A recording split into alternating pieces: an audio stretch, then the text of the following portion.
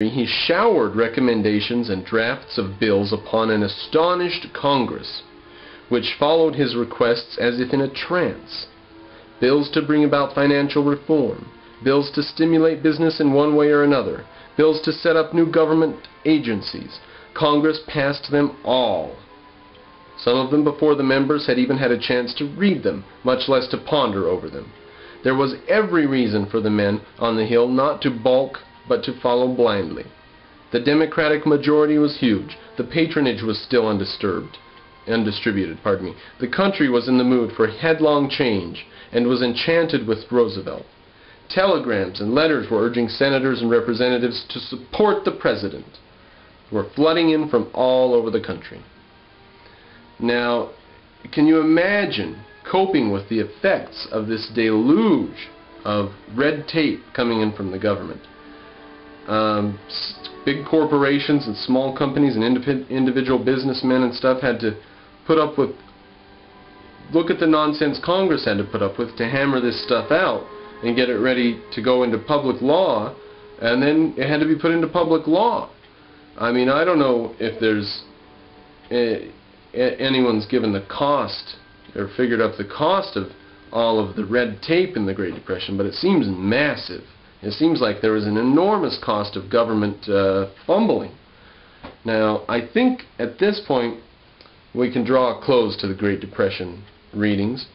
I won't be doing any more on the Depression anytime soon, I don't think. I feel I have a better understanding of the Depression than I did before. I feel like I understand more now. I suspected it had to have a lot to do with government, but I thought it had a lot to do with the business cycle too. Now that I read these things about bankers becoming shoeshine boys, and I think, you know, that needs to be able to happen in a free economy. The best shoeshine boy on the block would be the guy who used to hand out loans for $10,000 just like nothing. That would be the best shoeshine boy on the block, right? I think there needs to be a redistribution of talent. People who make an accident need to fall flat on their face sometimes. Now, at first I thought I would find out a reason why the bubble and the crash in '29 was due to the government. I think the government helped make it more severe, but I think the bubble and the crash, a lot of it was due to the massive increase in productivity in the 20s and the optimism born of that. And there had to be a readjustment at some point. There were a lot of factors that come into play. For example, a lot of the wealth that we exported to Germany, Japan, and Italy that just disappeared. And we later actually had to fight that wealth in a war. So it cost us double. And when we invested in those countries, we counted that as investment, and people lived large on their wealth here in America thinking they had, you know, owned part of Brinkerhoff or whichever. So there were a lot of factors that contributed to what was going on in the 20s and 30s. But largely, I think, there was a boom.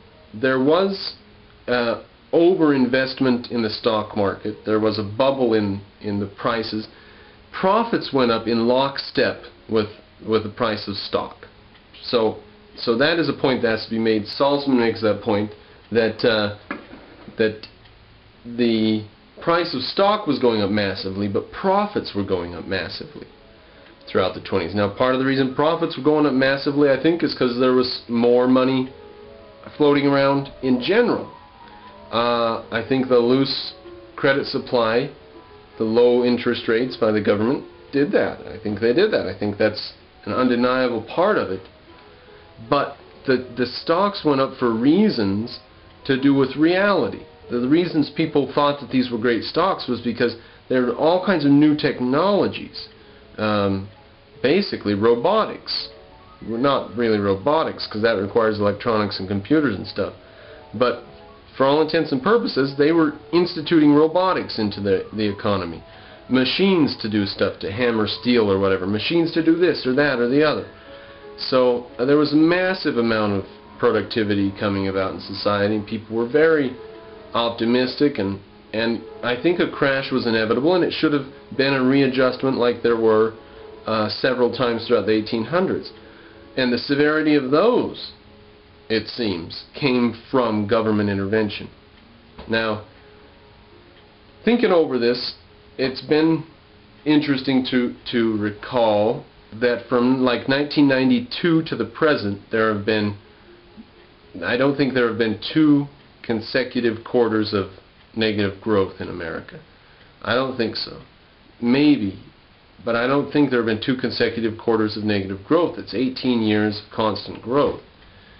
The reason we've been able to do that, I think, is because of the lessons we learned from the crap Nixon did in the 70s, and from the crap that was done in the 30s, and from the crap that was done throughout the 1800s, and from the crap that was done in Russia.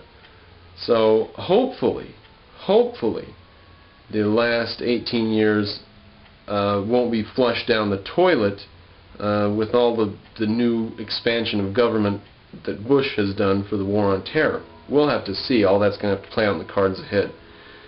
But anyways, for the next installment of Capitalism, I don't even know. I think we can call this the section on recessions and depressions, the section on economic intervention, recession and depression. And I think now we can have a section in Capitalism on personalities in capitalism.